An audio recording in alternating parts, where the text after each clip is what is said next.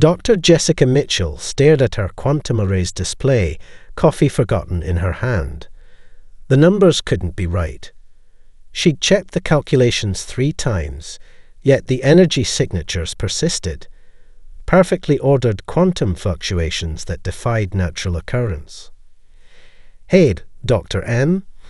Her graduate student, Tyler, burst into the lab. "The particle detector's going crazy again."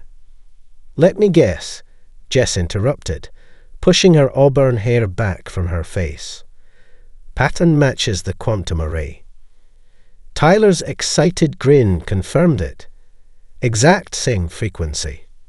Whatever this is, it's definitely not background radiation. For 3 weeks, MIT's Advanced Physics Lab had been detecting these anomalies.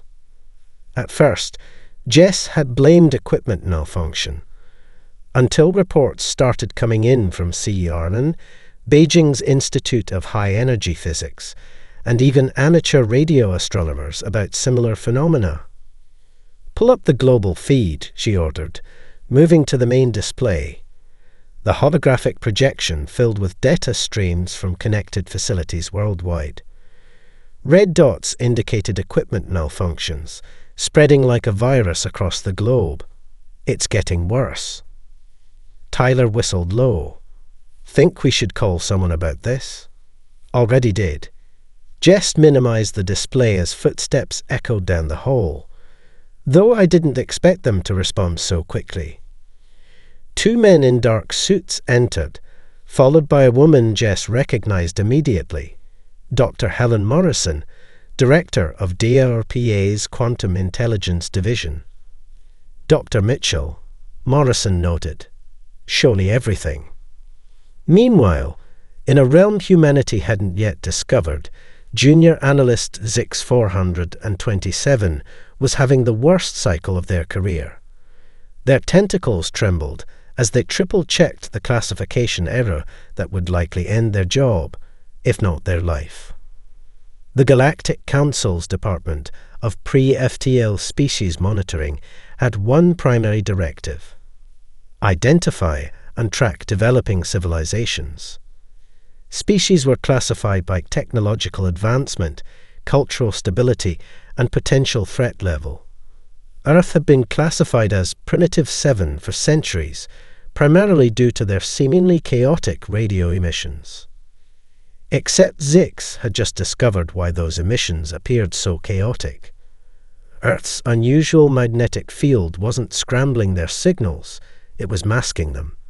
Beneath that cosmic camouflage lay evidence of quantum computing, primitive but functional antimatter containment, and artificial intelligence integration. "High Counselor," Zix burbled nervously to their superior, "I found something concerning." The High Counselor's eye stalks swiveled toward the data stream. Their chromatophores flashed warning patterns of deep purple and red. "Summon the Emergency Council. Now." The council chamber, a vast amphitheater floating in neutral space, filled with representatives from 247 spacefaring species.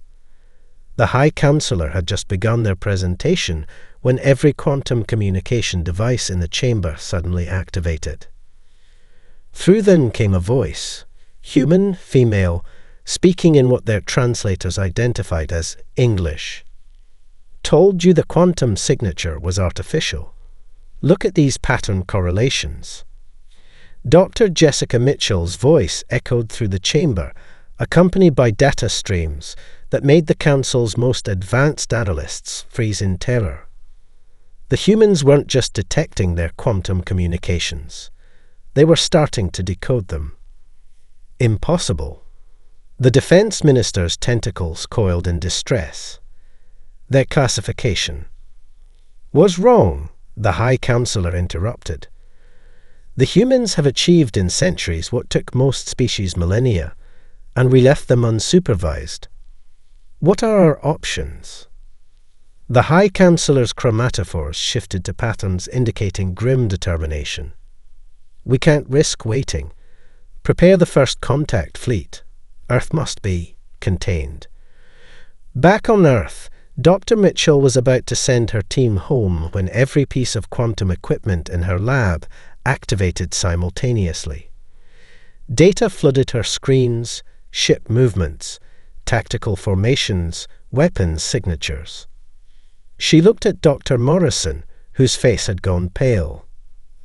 "I think," Jess said quietly, "we just intercepted an invasion plan." Morrison was already on her phone. "Get me the Joint Chiefs." Now, Colonel Jack Harper wasn't a man who enjoyed being proven right. Not about this. 14 days, he announced to the hastily assembled Space Force Command Center. That's how long until their fleet reaches our outer defense perimeter. The holographic display showed the approaching alien armada, 73 vessels of varying sizes, all following standard naval formation. Too standard. "They're flying like it's the Spanish Armada," Harper muttered, his weathered face illuminated by the tactical display. 20 years of piloting experimental aircraft had taught him one thing: predictability gets you killed. Lieutenant Emma Rodriguez burst into the command center, her dark hair escaping its regulation bun. "Colonel, we cracked their basic encryption. You need to see this." The aliens were broadcasting their arrival announcement on all frequencies. Their message was clear: submit or be subjugated. Standard protocols for peaceful integration into their Galactic Council. Harper's laugh was anything but humorous. "They really think we've been making space movies for centuries without planning for this exact scenario." The Joint Chiefs had activated Project Carthage the moment Dr. Mitchell's intel was verified. Now, across the globe, decommissioned satellites were waking up. Seemingly defunct space debris was powering on. 2 decades of secretly launching defensive platforms under the guise of space junk was about to pay off. "Sir," Rodriguez called out, her fingers flying over her console. "I've been running their combat algorithms through our gaming servers. These aliens, they think in straight lines. Perfect geometry, like they've never played asteroids." Harper grinned. "Then let's give them a geometry lesson. Lieutenant, how's your Kerbal space program score?" "Undefeated, sir." "Good, because we're about to play for real." He turned to the command staff. "They're expecting primitives with basic rockets. Let's show them why humans made gaming a professional sport." The next 10 days were a blur of activity. While the diplomatic corps prepared Earth's official response, Harper's team transformed decades of science fiction into reality. Seemingly useless space debris began shifting into precise orbital positions. Amateur astronomers reported strange lights in the sky as hundreds of small automated platforms took up formation. "Debris field is ready, sir," Rodriguez reported, "positioned along their most likely approach vectors, each piece tracked and mapped." Harper nodded. The aliens' perfect formation would be their undoing. They hadn't counted on humans turning orbital mechanics into a weapon. The alien fleet dropped out of FTL exactly where predicted. Their massive ships moved in perfect synchronization, a display meant to awe and intimidate. "Message from the flagship, sir," Rodriguez called out. "They're demanding immediate surrender and submission to Council authority. Send them our response."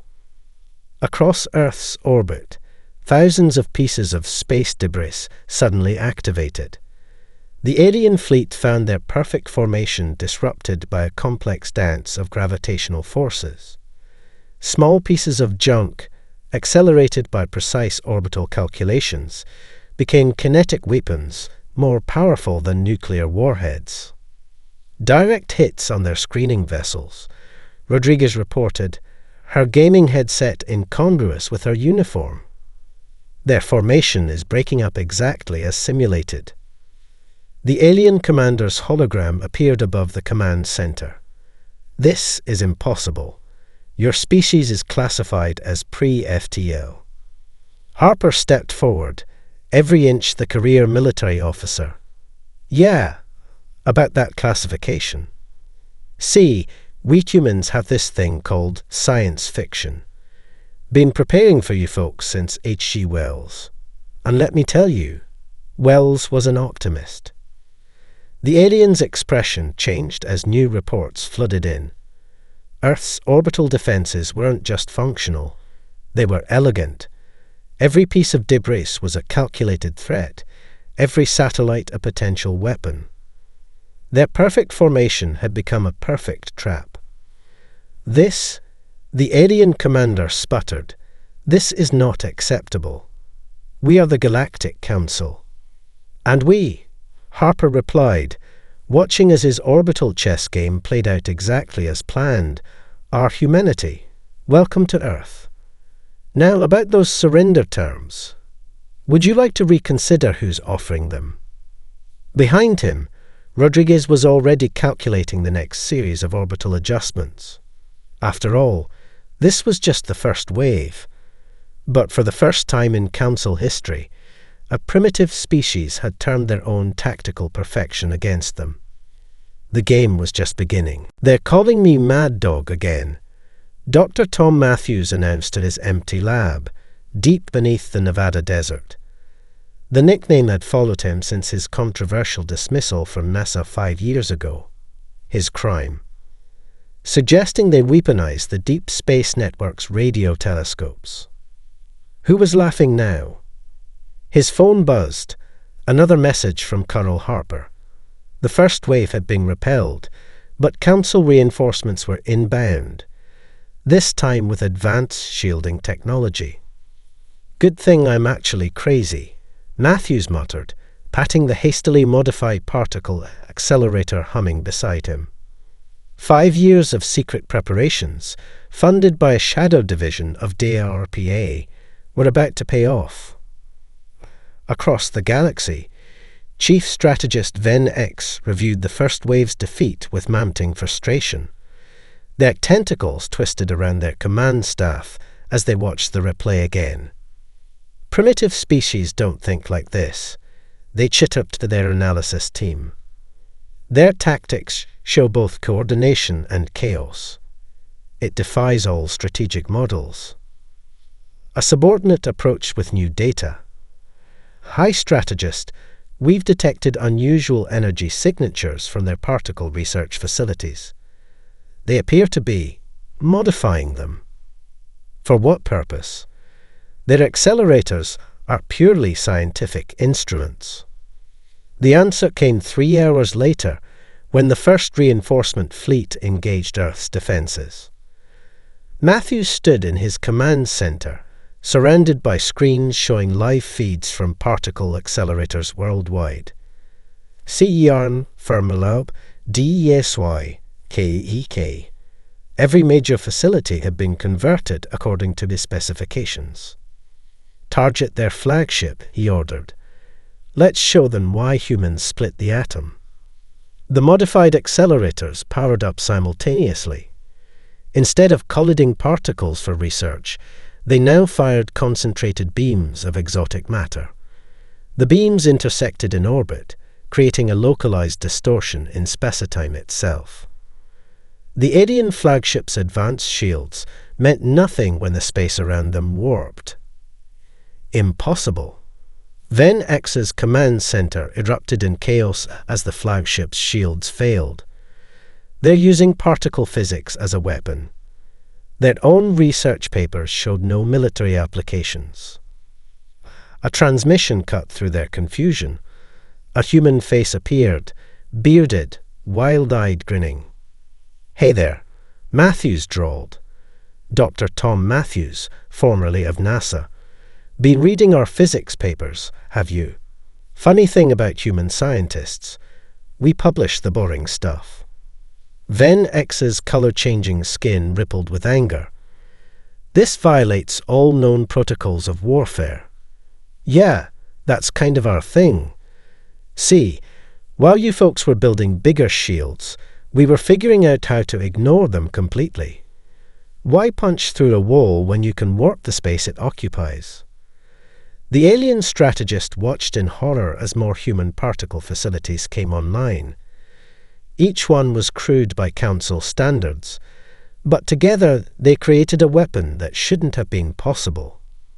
Your species was rated as technically primitive. Then X protested. Matthews laughed. We went from first flight to landing on our moon in 66 years. Did you really think we'd stopped innovating? We just got quieter about it.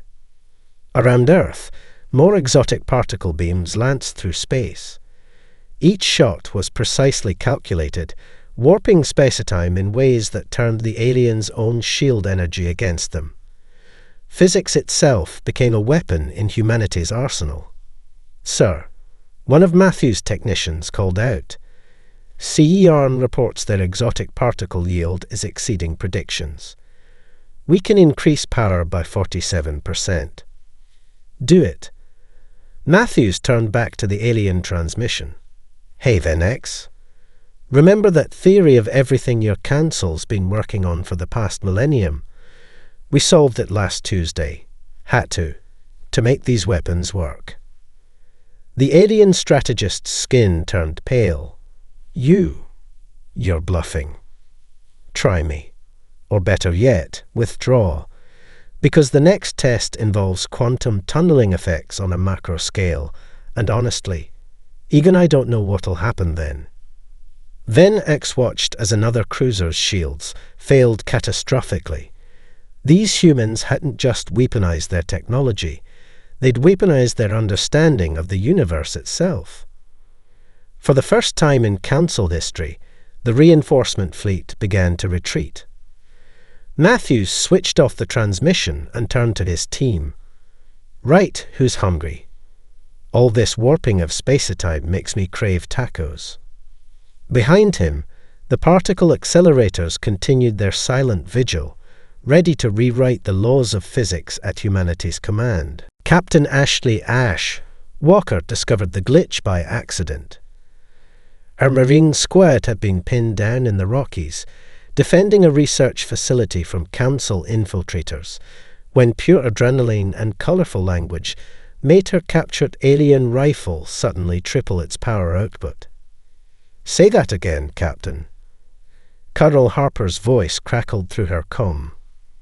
The weapons, sir, Ash replied, ducking behind a boulder as alien fire scorched the air. They're psychically reactive. And apparently, they really like it when we get creative with our swearing. Dr. Bobby Wilson, the video game designer the military had inexplicably assigned to her team, was already scanning the weapon with his modified smartphone. It's not just the cursing, Cap, it's the emotional output.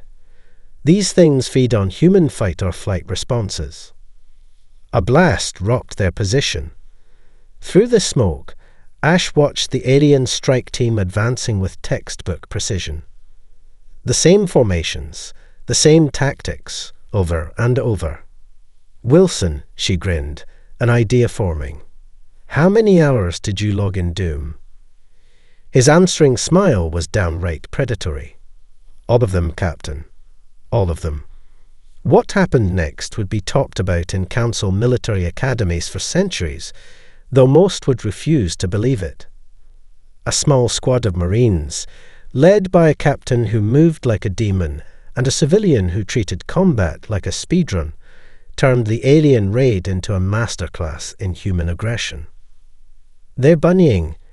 An alien commander shrieked as Ash's team bounced and weaved through their fire, using movement patterns perfected through decades of first-person shooters. These primitives are exploiting movement physics. Wilson's voice came through the team channel, excited as a kid at Christmas.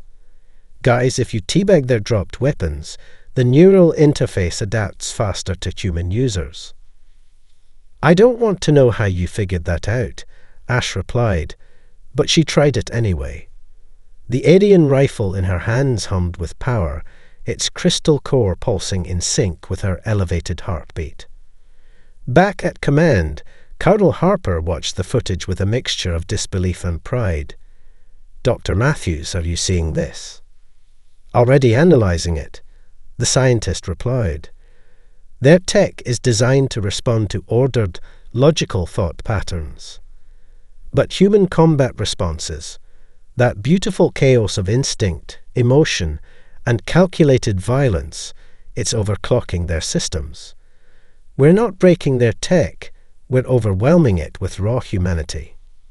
Within hours, the pattern repeated across every battlefield.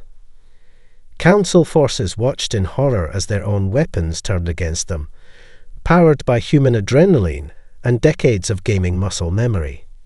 Each captured piece of technology adapted faster than the last. This is unprecedented, an alien scientist reported to the Council. Their neural patterns when fighting, they're simultaneously tactical and instinctive. It's as if they've been training for combat their entire lives. "In a way we have," Wilson explained later to a debriefing room full of brass. "Every game, every sport, every competition. Humans turn everything into combat training. We've been practicing for this war since the first kid played tag." Captain Walker's team became the template. Soon, every squad had their own tech hunter, usually a gamer or programmer who could quickly identify how to repurpose alien technology. The Council forces found themselves facing weapons they designed, now supercharged by human aggression and creativity. "Status report," Harper demanded, watching another alien position fall to Walker's squad. "Sir," Ash replied, her captured alien armor now decorated with hand-painted flames and kill counts. Wilson just figured out their hover technology responds to Parker. Permission to go vertical. Harper watched the tactical display as dots representing Walker's Marines began moving in 3 dimensions, using alien tech in ways that made their original designers cry out in denial. "Send the data to all teams," he ordered. "And Captain, give 'em hell." "With pleasure, sir." Ash turned to her squad, now equipped with weapons and armor that pulsed in sync with their excitement. "All right, Marines. Time to show these aliens why humans invented extreme sports. Wilson, cue up the Dune soundtrack." The Council forces never stood a chance. They had built their weapons for soldiers who followed rules. Instead, they faced a species that had spent its entire existence turning everything, even play, into combat training. And now, humanity had their toys. Mike Sullivan stared at his CIA analyst's screen, watching alien communication patterns scramble in real time. Next to his desktop, his daughter's phone buzzed with another TikTok notification. That's when it hit him. "Sir," he called his supervisor, "I think I know how to break their AI prediction systems. But you're going to have to trust me on this one." 20 minutes later, he was explaining his plan to a joint task force of intelligence officers and social media influencers, easily the strangest briefing of his career. Their entire tactical AI is based on pattern recognition, Sullivan explained, pointing to the holographic display. But what happens when we feed it patterns that make absolutely no sense? "You mean like that cat video with the EDM remix?" asked a pink-haired TikTok star. Sullivan grinned. "Exactly like that. Their AI can't process human meme culture because there's no logical progression. It's pure chaos theory in digital form." Operation Vital Warfare launched an hour later, the first salvo. A perfectly coordinated Rick roll across all frequencies. In the Council's command ship, the AI system started throwing errors. Their advanced pattern recognition software tried desperately to find meaning in the flood of human cultural data now infiltrating their networks. "What is this chaos?" demanded the chief information officer, their tentacles writhing in distress. Why are there thousands of variations of the same feline asking for cheeseburgers? Sullivan's daughter, Katie, had become an unexpected asset. Her TikTok following of 5 million helped coordinate the digital assault.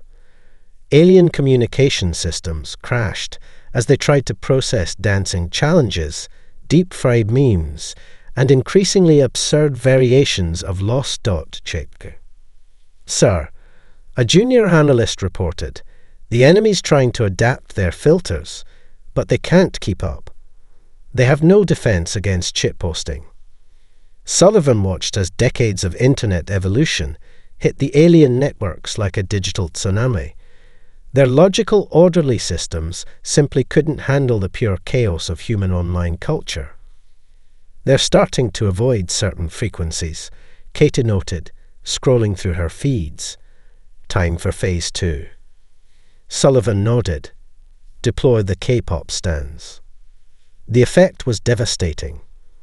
Council forces found their communication channels flooded with fan cams, their targeting systems confused by perfectly synchronized dance moves, their AI struggling to understand why millions of humans were obsessing over choreographed performances.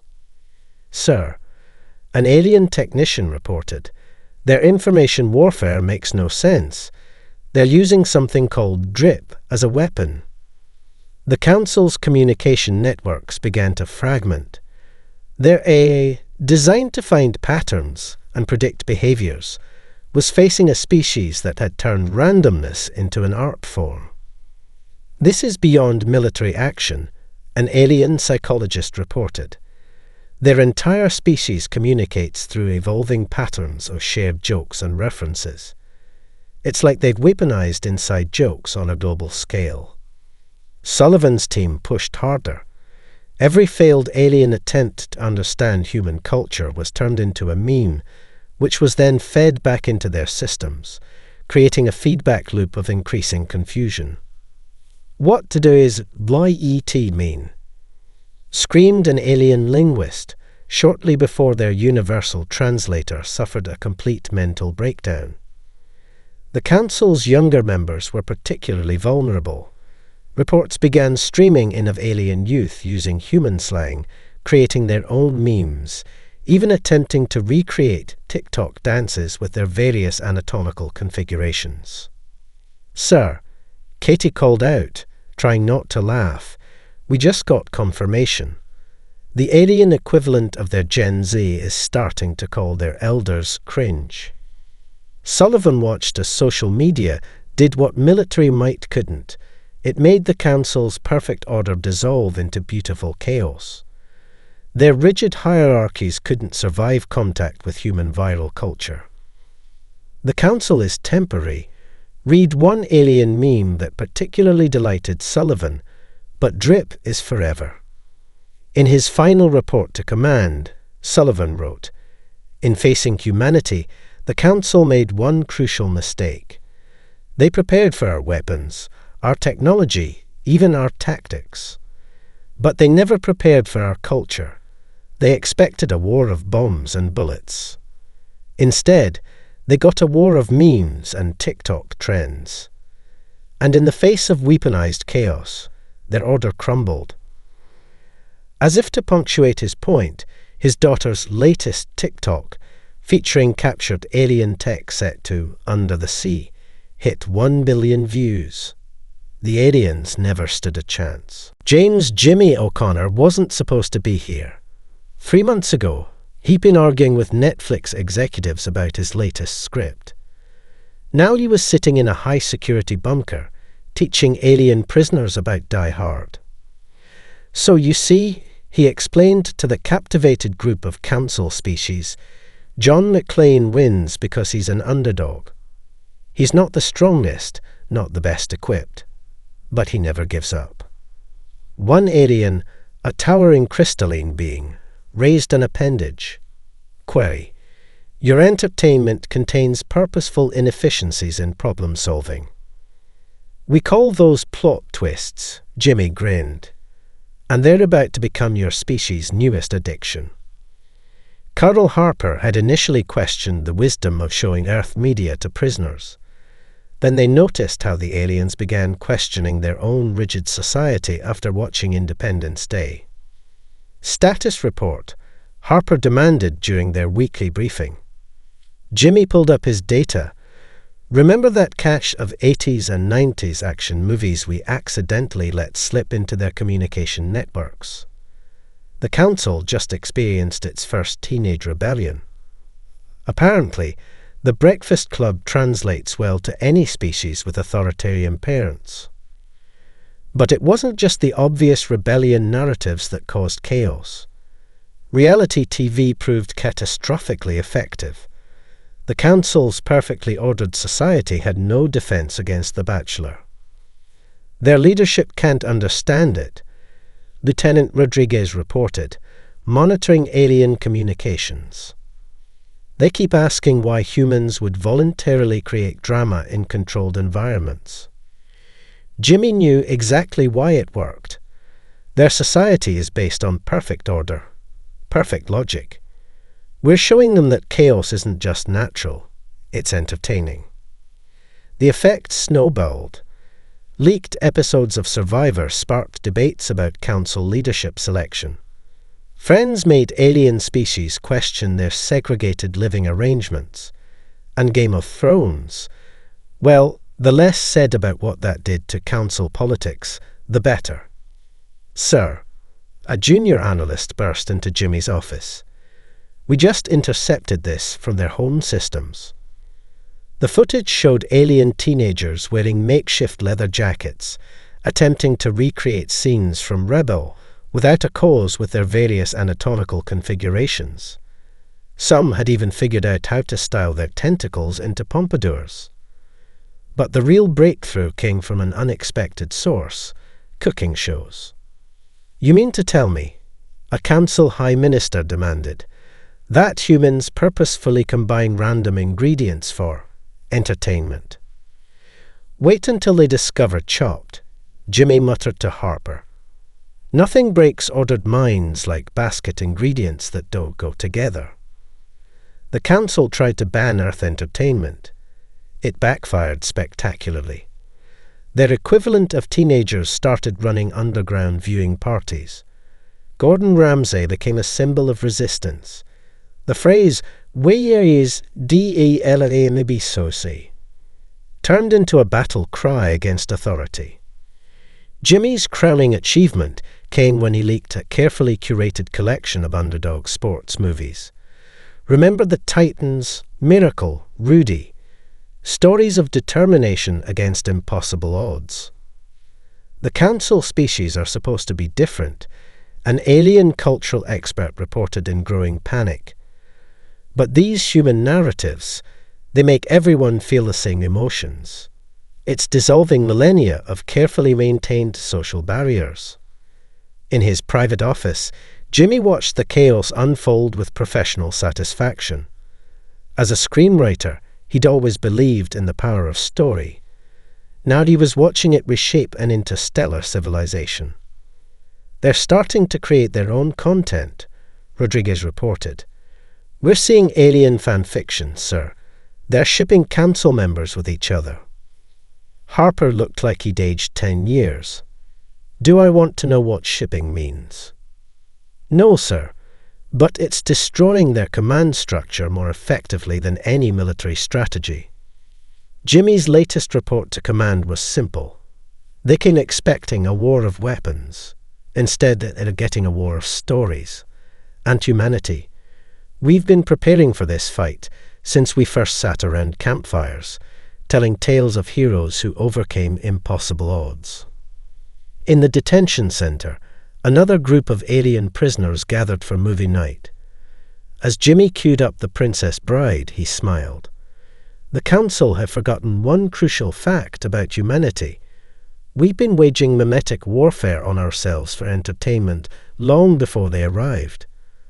And now it was their turn to binge watch. Ambassador Rebecca Becky Thompson adjusted her poker face as she studied the alien delegates across the negotiating table.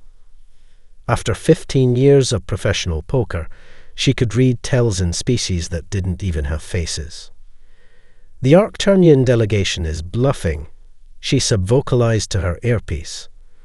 Their dorsal spines are doing that thing your cat's tail does when it's lying about knocking over a vase. In her ear, Major Dave Cooper chuckled. His latest YouTube video, Testing Alien Tech versus Ford F-150, had just hit 2 billion views across both human and council networks. Want me to drop my new video about their faulty shield generators? Really get them sweating. Hold that card, Becky murmured. I've got a better play. The negotiating chamber, a massive space station in neutral territory, hummed with tension. 3 council species had already reached out secretly about switching sides. Becky had learned from reality TV that the best way to break up an alliance was to let them think they were the only ones planning to betray it. The council's terms are non-negotiable, the Arcturnian ambassador declared, mandibles clicking with false confidence. Earth must submit to oversight. Becky leaned back, channeling every season finale of Survivor she'd ever watched. Before we continue, I'd like to share some entertainment from Earth. Major Cooper, if you would. Dave's face appeared on the massive screens. Hey yo. Today we're looking at council procurement records. Ever wonder why their ships cost 400% more than estimated? Let's dive in. The Arcturnians' spines went flat, their species equivalent of going pale. They weren't the only ones. Across the chamber, various alien species began showing their respective signs of panic. Amazing what you find in routine cooperation agreements, Becky smiled. Like how certain council members have been overcharging others for technology sharing. We humans have a name for that, RICO violations. This is outrageous, the High Minister sputtered. These records are classified. Were classified, Dave corrected from the screen, his good old boy charm making the revelation even more devastating. Fun fact, your encryption is basically just space WinZip. My teenage viewers crack it for fun now. Becky had spent weeks planning this moment. Thanks to Sullivan's meme warfare and O'Connor's entertainment leaks, the council's younger generations were already rebelling. Now it was time for her Nashville Gambit. Named after the city where she'd won her first World Series of poker bracelet. Here's the deal. She laid out her cards, metaphorically and literally. An actual poker deck sat before her, a psychological weapon that made the aliens nervously remember how humans could bluff. 3 of your member species have already offered to ally with Earth. I won't say which ones, but their representatives might want to speak up before I start sharing details about their private military budgets. The chamber erupted in chaos. Accusations flew as species tried to guess which of their allies were turning. Dave's folksy commentary on their financial records played in the background like a soundtrack to their implosion. You know what's real interesting? Dave drawled from the screen, these maintenance logs on their flagship engines. Seems they'd been running hot for years. Be a shame if something went wrong during a crucial moment. It was beautiful. The council's perfect order collapsed into a chaos that would have made any reality TV producer proud. Species that had been allies for millennia turned on each other, each trying to cut a better deal with Earth before their corruption was exposed. By the way, Becky added casually, Major Cooper's next video drops in 1 hour. Something about hidden backdoors in council communication systems. I wonder which species installed those. The Arcturnian ambassador broke first. Perhaps we could discuss a separate agreement with Earth. Funny, Becky shuffled her deck of cards, the sound making several aliens flinch. That's exactly what the Proxima delegation said an hour ago. She didn't mention that the Proxima delegation hadn't actually contacted her. But after her declaration, they would, if only to find out what she knew about them. In her ear, Dave whistled low. "Dan, Ambassador, remind me never to play poker with you." "Don't worry, Major." She smiled as more delegations frantically signaled for private meetings. The House always wins, and today, Earth is the House. The Council's perfect unity was unraveling, undone by human unpredictability and our talent for turning everything, even diplomacy, into a high-stakes game. And Becky Thompson never lost a game she chose to play. Director Kate Anderson stood before the emergency session of the Galactic Council, a datapad in one hand and a cup of McDonald's coffee in the other. The golden arches on the cup gleamed under the chamber's lights, one of 30,000 such cups being served across council space that very moment. "Funny thing about fast food," she began, taking a deliberate sip. "Everyone's so busy looking down on it, they never notice how perfect it is for gathering intelligence." The council chamber, already destabilized by Ambassador Thompson's revelations, erupted in confused murmurs. 3 months ago, we opened the first Earth food court on your capital station," Anderson continued. "You all thought it was a cultural conquest, didn't you? Humanity's victory gesture. McDonald's, Starbucks, Taco Bell, symbols of our primitive culture infiltrating your sophisticated society." She tapped her datapad, and holographic displays sprang to life around the chamber. Each showed surveillance feeds from different Earth food courts across council space. But here's what you missed. Every franchise is a listening post. Every drive-through speaker, a surveillance device. Every delivery app, a tracking system. And your people, they can't stop talking about secrets while eating our supposedly inferior food. The High Minister's chromatophores flashed in alarm patterns. "This is impossible. Our security protocols were designed to detect sophisticated spy tech," Anderson interrupted. "Not the off-duty conversations of your own people while arguing over whether to supersize their meals." She gestured, and specific conversations began playing. Council military officers discussing fleet movements over Big Macs. Intelligence agents sharing secrets while waiting for their frappuccinos. High-level bureaucrats plotting corruption during their Taco Tuesday meetings. "Humans," Anderson explained, almost sympathetically, "understand something you never could. The best secrets aren't shared in secure rooms. They're shared over comfort food, between bites of familiar meals, in places so common they become invisible." Dr. Mitchell's voice came through Anderson's earpiece. "Council forces are mobilizing, Director. Colonel Harper says it's now or never." Anderson nodded, then pulled out what looked like a simple French fry. "Did you know," she said conversationally, "that Dr. Matthews figured out how to turn our food preparation technology into quantum entanglement devices? Every Earth food court in council space is now a potential transit point."